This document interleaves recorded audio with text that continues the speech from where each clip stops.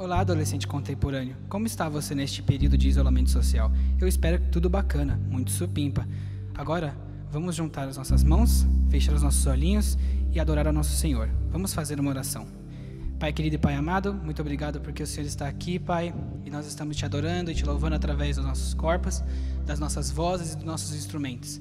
Que o Senhor seja bendito neste lugar, que o Senhor seja exaltado e que toda a alegria que nós sentimos a gente possa transmitir por onde quer que a gente vá, através dessa live, através das nossas vidas, através das aulas online, que seja, Pai. Nós temos fé de que o Senhor pode agir de qualquer forma. Em nome de Jesus, que o Senhor abençoe esse momento, que seja produtivo, que seja um momento que te agrada e que te engrandece. Em nome de Jesus eu oro. Amém. Amém, amiguinho. Vamos louvar.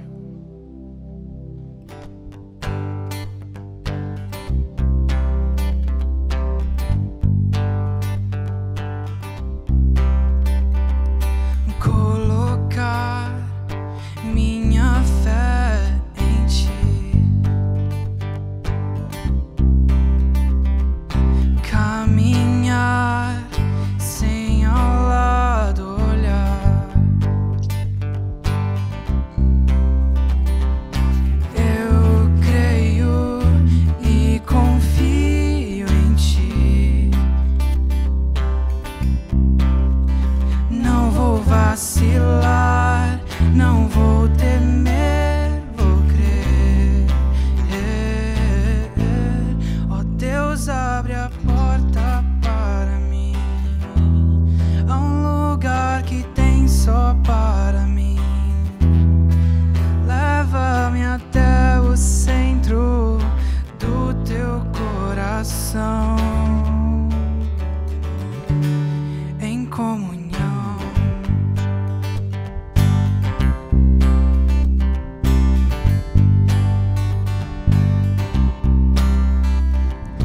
Guia-me segurando em minhas mãos, carrega-me quando não posso mais andar, protege-me, leão da tribo de Judá. Não vou vacilar, não vou temer, vou crer. Ó Deus, abre a porta para mim, a um lugar que tem só para mim. Leva-me até o centro do teu coração, em comunhão.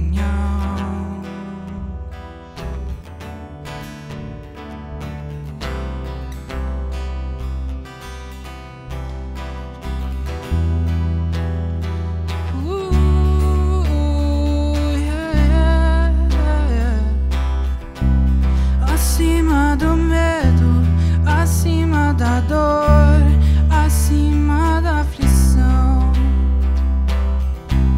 Acima do medo, acima da dor, acima da aflição.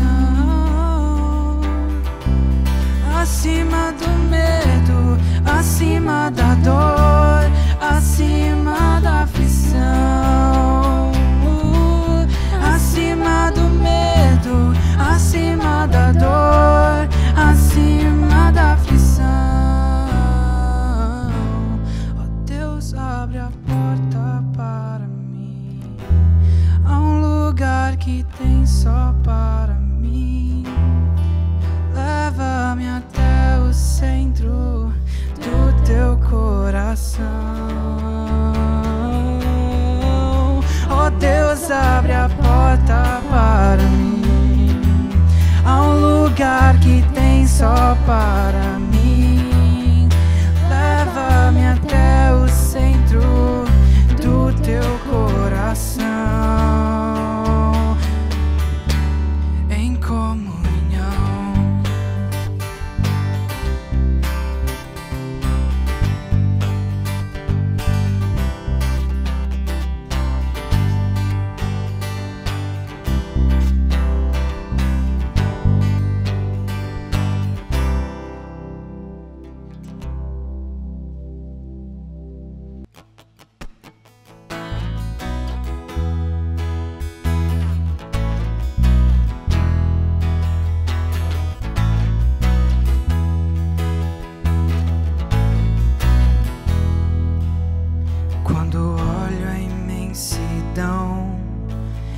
estrelas lá no céu. Penso em teu amor, que é bem maior. Quando olho a imensidão de estrelas lá no céu, eu penso em teu amor, que é bem maior.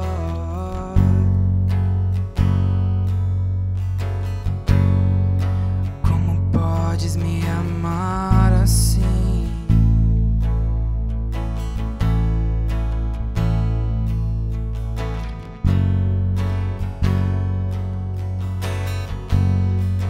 Como podes me amar assim? E elas caem sobre mim como teu grande amor, que enche a minha vida, que me ensinou. E elas caem sobre mim como teu grande amor, que muda meu viver, que me conquistou.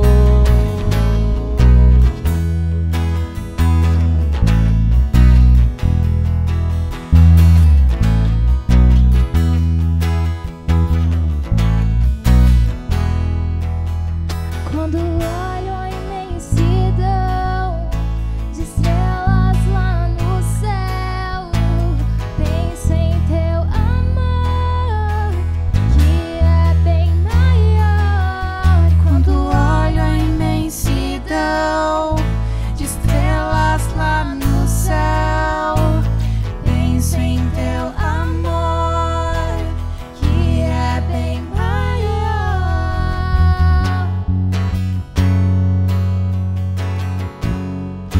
Como podes me amar assim?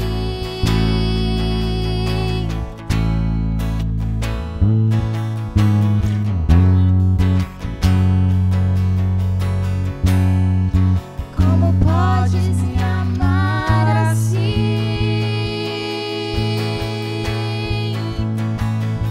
E elas caem sobre mim como teu grande amor, Que enche a minha vida, que me ensinou. E elas caem sobre mim como teu grande amor, que muda meu viver, que me conquistou. E elas caem sobre mim como teu grande amor, que muda minha vida, me ensinou. E elas caem sobre mim como teu grande amor, que muda meu viver, que me conquistou.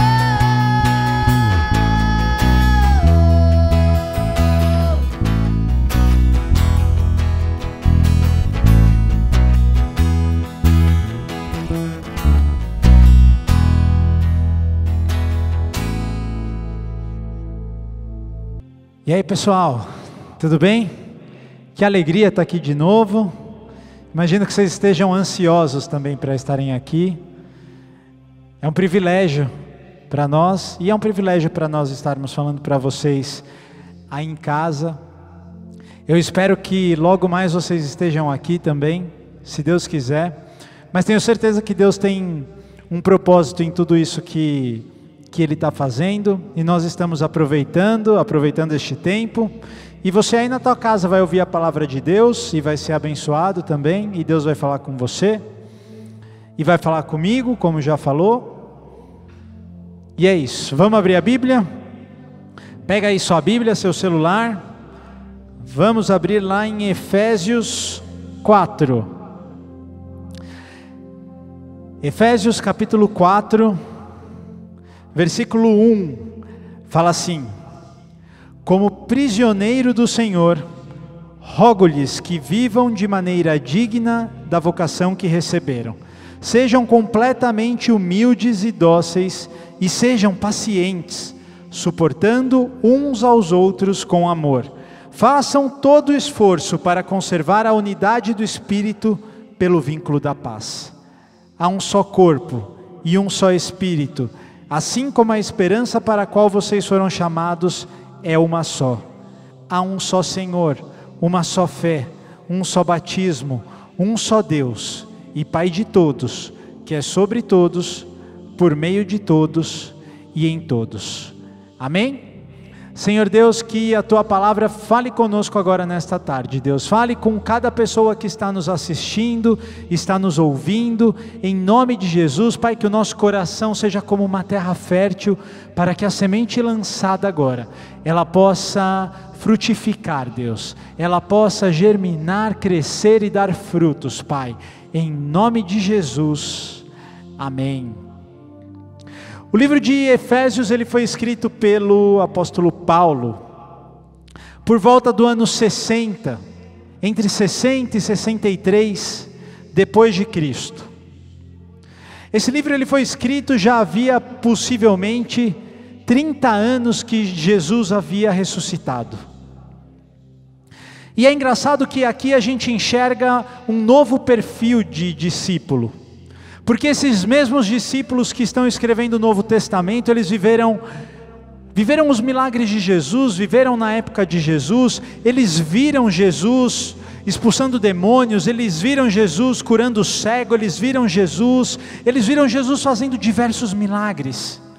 E então eles andavam com Jesus e eles achavam, esse é o Salvador do mundo. Este homem é o Salvador do mundo. Mas eles não entendiam exatamente para o que Jesus veio. Eles não entendiam exatamente por que Jesus tinha vindo.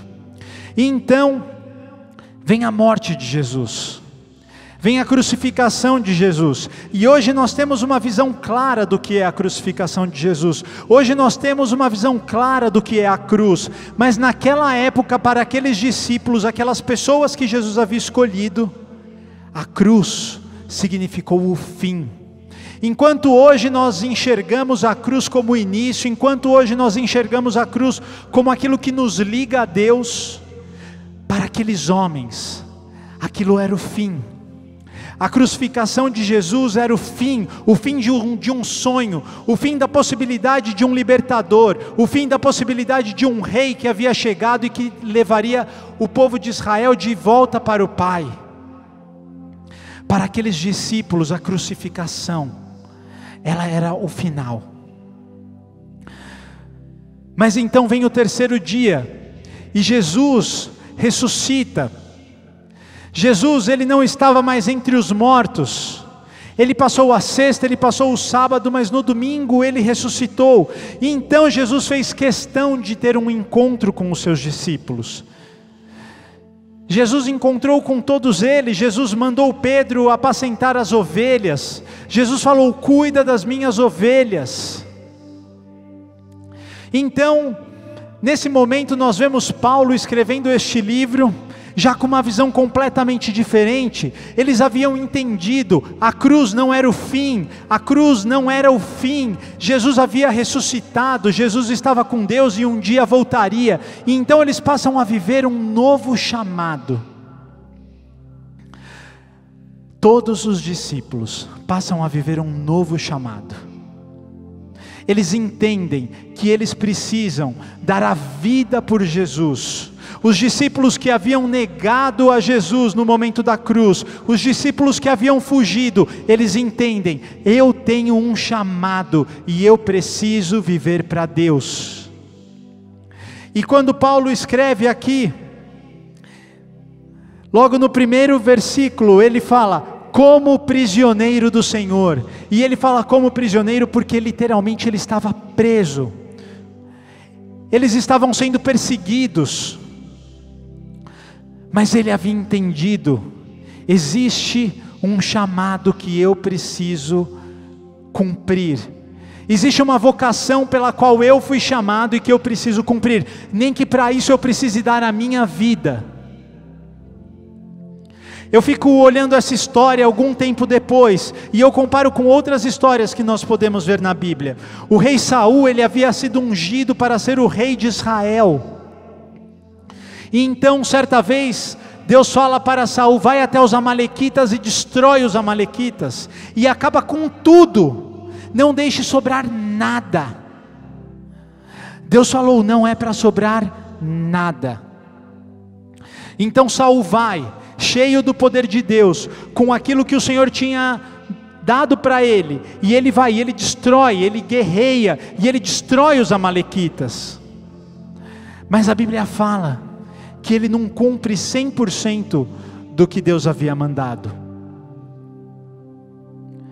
Ele poupa a vida do rei, e ele poupa os melhores gados, as melhores ovelhas. E então Deus chama Samuel e fala para Samuel: vai lá e repreende a Saul. Porque muitas vezes nós achamos que o nosso chamado é o bem bom. Muitas vezes nós olhamos para as coisas e falamos: isso é bom, então nós queremos aquilo.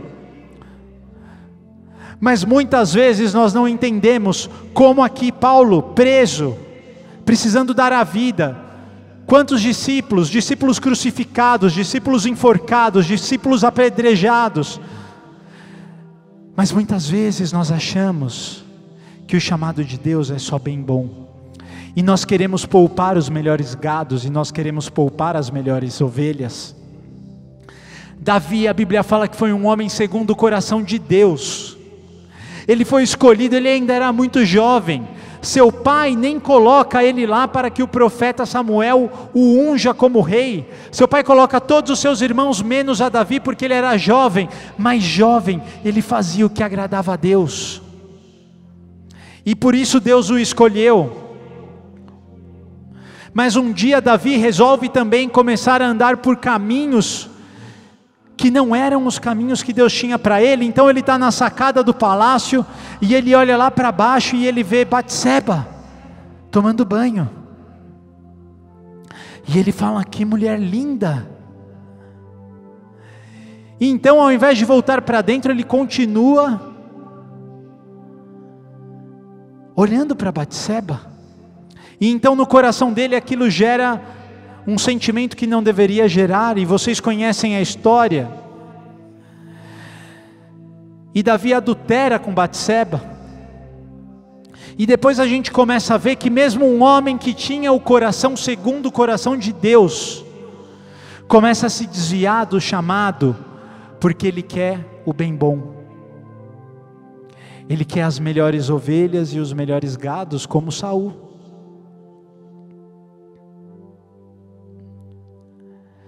Qual é o seu chamado? Como diz Paulo: eu estou aqui como prisioneiro do Senhor. Eu entendo que essa prisão, ela não representa, ela representa o centro do chamado de Deus na minha vida. Eu entendo que essa prisão, ela representa o centro do chamado de Deus na minha vida, e por isso eu sou um prisioneiro do Senhor. Talvez para você atingir o chamado de Deus na tua vida, você precise passar por alguns momentos difíceis. Talvez lá com os seus amigos, abrir mão das coisas, ser contra o pecado. Nós somos crentes, mas nós não somos radicais, nós não somos caretas, nós gostamos de música, nós gostamos de pular, nós somos alegres. Mas muitas vezes nós precisamos nos posicionar, você precisa se posicionar. O seu chamado em partes é ter posição, não é apenas o bem bom. Qual é o teu chamado? O que você tem aberto mão pelos teus amigos da escola? O que você tem aberto mão pelas pessoas que estão lá debaixo do seu prédio? O que você tem aberto mão?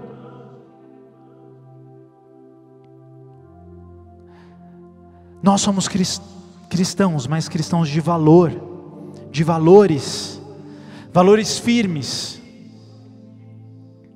E para cumprir o nosso chamado, nós não podemos poupar as melhores ovelhas. Nós não podemos ter Batseba.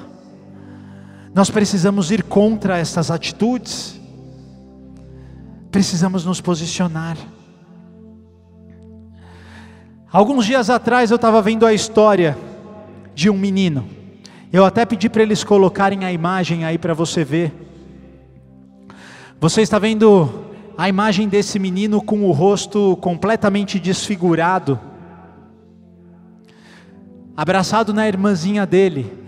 E ele está com o rosto desfigurado desse jeito, porque ele estava com a irmã. E então veio um cachorro muito feroz. E a hora que ele viu que a irmã estava a ponto de ser agredida por aquele cachorro estava a ponto de avançar, então ele se coloca na frente da irmã. O menino fica desse jeito, e a irmã fica livre. Até que ponto você está disposto a dar a sua vida pelo seu chamado? Até que ponto você está disposto a se prejudicar, a abrir mão das coisas que você mais gosta, para que o chamado que Deus tem para a tua vida, ele seja efetivamente cumprido e completo? Eu vejo nesse menino de 6 anos uma atitude corajosa, porque ele podia entrar em desespero e falar: a minha irmã, mas não, ele foi lá e ele se jogou. E você? Você se entrega aos cachorros por Jesus? Você se entrega à morte, à prisão por Jesus? Você se entrega a uma possível zoação na sua escola com os seus amigos, por você falar que é contra algumas coisas, por você falar, pleno ano de 2020, você falar que é contra sim o homossexualismo, por você falar sim que é contra o aborto? Você se entrega aos cachorros? Paulo está escrevendo esse livro e ele fala: eu sou o prisioneiro do Senhor. A segunda coisa que Paulo fala aqui é: sejam completamente humildes e dóceis e pacientes, suportando uns aos outros com amor, e façam todo o esforço para conservar a unidade do Espírito pelo vínculo da paz. A segunda coisa que eu quero te perguntar: você já está aí há 4 meses na tua casa, talvez 5 algumas pessoas, alguns um pouco menos, e muitos, eu já ouvi algumas pessoas falando: gostei desse negócio de assistir o culto pela internet, acho que eu vou continuar nessa vida. Alguns perguntam: para que serve a igreja mesmo? Se está tudo bem aqui. Aqui Paulo está dizendo: nós precisamos de suporte. Ninguém cumpre o chamado se não tem suporte. Olha que interessante, eu já ouvi algumas pessoas falando: eu vou fazer o que a Bíblia manda, eu não preciso amar o fulano, eu vou simplesmente suportar, porque a Bíblia fala, suporte um ao outro. Não, mas aqui o que a Bíblia está falando não é suportar no sentido de se tolerar. Aqui o que a Bíblia está falando é: nós precisamos nos dar suporte um ao outro.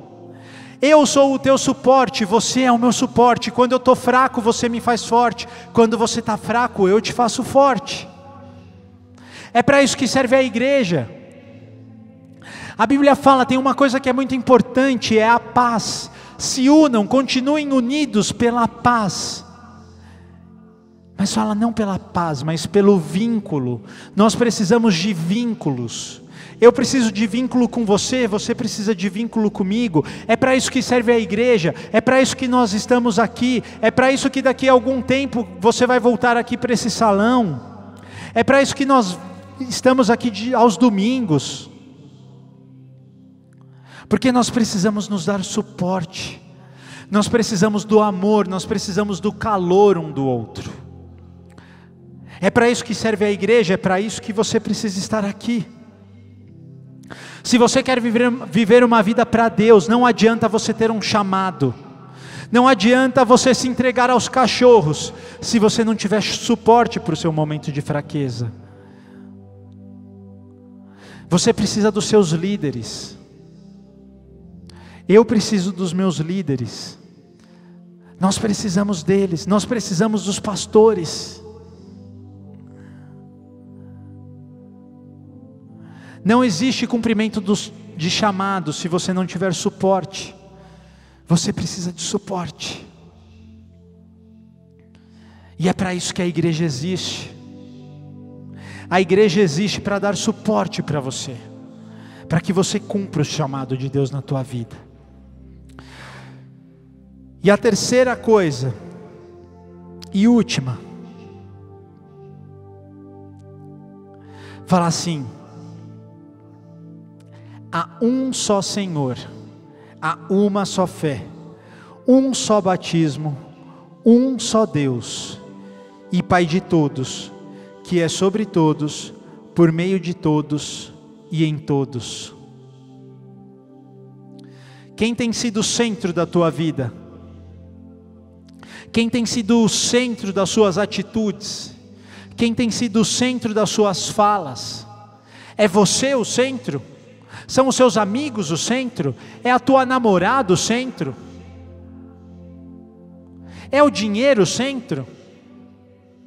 Você às vezes pensa, eu acho que eu fui chamado para isso, mas isso não sei se dá dinheiro, eu vou fazer essa outra coisa, porque o que eu quero é dinheiro. Qual é o centro? Para que Deus te chamou? Você não pode ser o centro, você precisa deixar de ser egoísta. A Bíblia fala, existe um só Deus, e é por Ele, e é para Ele, e Ele está sobre todos, e é tudo por causa dEle. Para de ser egoísta, para de ser egocêntrico. Muitas vezes você deixa de falar de Deus para os seus amigos, sabe por quê? Porque você é egoísta. Muitas vezes você deixa as pessoas passando necessidade, sabe por quê? Porque você é egoísta. Nós precisamos ouvir o que Paulo está falando. Existe um só corpo, existe uma só fé, e sobre esse corpo e sobre essa fé existe um só Deus, e é por Ele, e é para Ele que nós precisamos viver. A Bíblia fala, você não precisa abrir mão do resto das coisas. A Bíblia fala, olha só, você vai ter também isso, você também vai ter alegria, você também vai ter dinheiro, você também vai ter comida, você também vai ter roupa, você vai ter tudo, mas primeiro você busca o reino de Deus, em primeiro lugar, e todas as outras coisas, elas vão ser acrescentadas a você. Por que é que a gente insiste em buscar os nossos próprios desejos? Por que é que a gente insiste em fazer a nossa própria vontade? Por que é que a gente insiste em andar por caminhos que a gente sabe que não é correto? Ao invés de buscarmos primeiro o reino de Deus. Nós temos tido um tempo maravilhoso, um tempo que Deus deu para que a gente fique um pouco mais em casa e para que a gente consiga ler mais a Bíblia, para que a gente consiga buscar mais a Deus. Sabe, esse culto está sendo transmitido e você possivelmente não falou para nenhum dos seus amigos. Fale a semana que vem. Olha só, tem um culto da minha igreja que está acontecendo online. Você vai ver que diferente que é. Você não deve ter falado para ninguém. E essa palavra podia estar atingindo tanta gente. Para de ser egoísta. Para de querer ser o centro. Pare de colocar outras coisas no centro da tua vida. Deus precisa ser o centro da tua vida. Para você viver para Deus, você precisa colocar Ele em primeiro lugar. Ele precisa ser o centro da tua vida. E como diz a palavra de Deus, todas as outras coisas vão ser acrescentadas.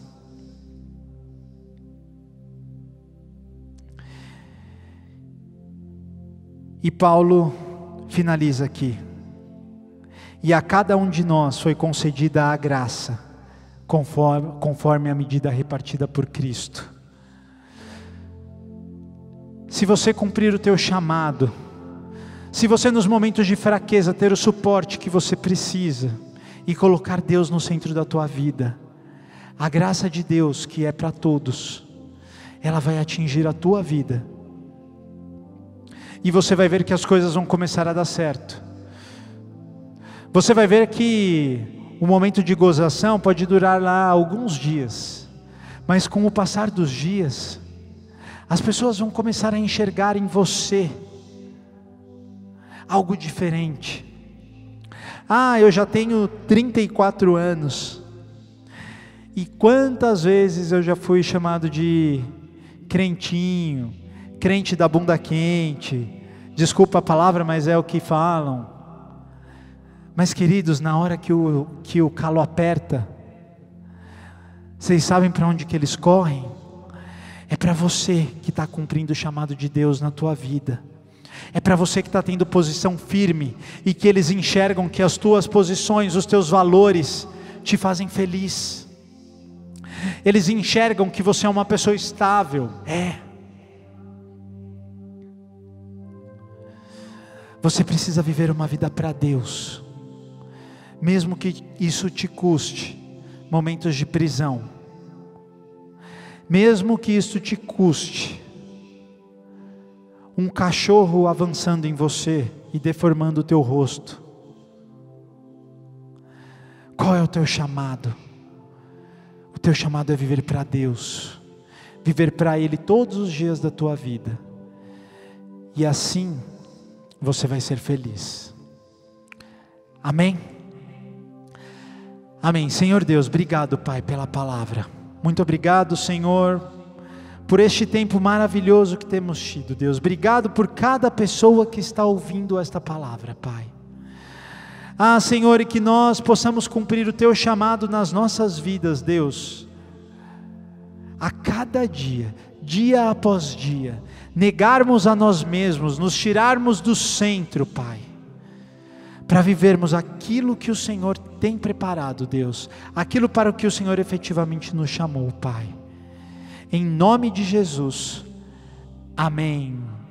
Amém, galera, foi um prazer estar aqui com vocês hoje. Logo mais nos veremos todos aqui no Salão dos Teens. Abraço.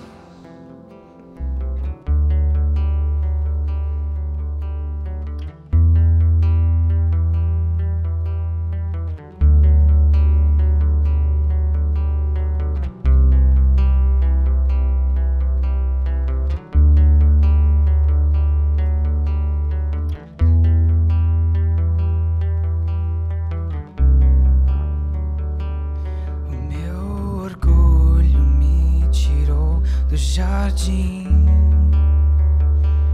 a tua bondade colocou jardim em mim. E se eu vendesse tudo que tenho em troca do amor, eu falharia.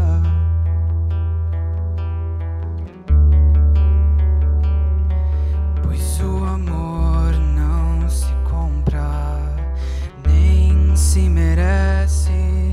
O amor se ganha, de graça o recebe. Eu quero conhecer Jesus,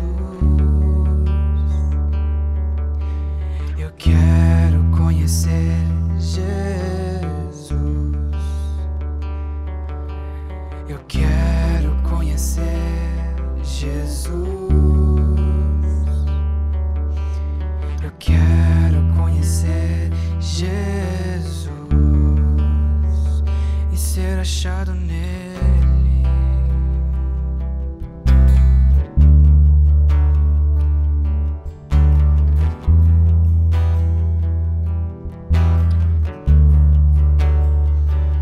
O meu orgulho me tirou do jardim,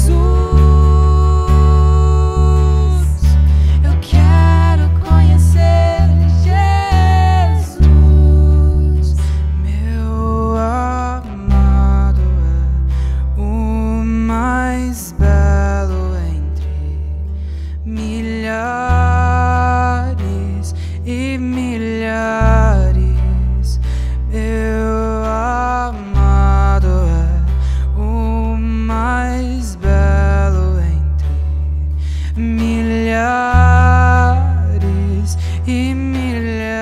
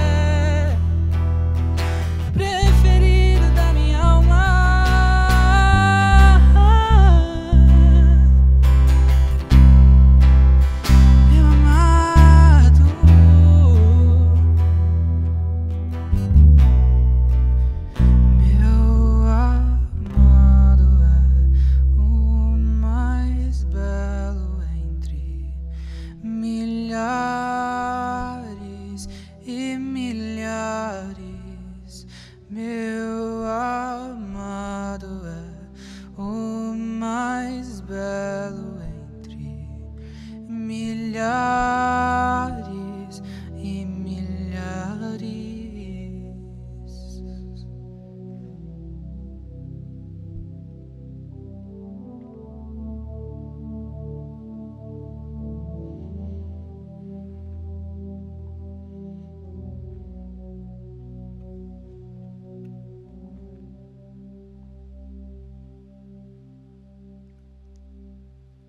Fala galera, esse foi mais um culto online dos Teens. E aí, como vocês estão? Saudade de vocês. Mas como eu já falei aqui, a gente não pode parar, né? Então segue a gente em todas as nossas redes sociais. Acompanha a nossa programação que tá muito da hora. Esqueci o que eu tinha que falar. Não fuja, porque agora nós vamos pro Gera. Se você não tem um Gera, entre em contato com a gente que a gente vai te colocar em um. Se você é visitante por aqui, abre essa câmera nesse QR Code aqui. Preenche esse formulário que a gente vai entrar em contato com você também. E é isso, gente. Até sábado que vem. Amanhã nós temos o culto da família às 10 horas e às 7 horas da noite, então não perca. E é isso. Até sábado que vem. Beijão.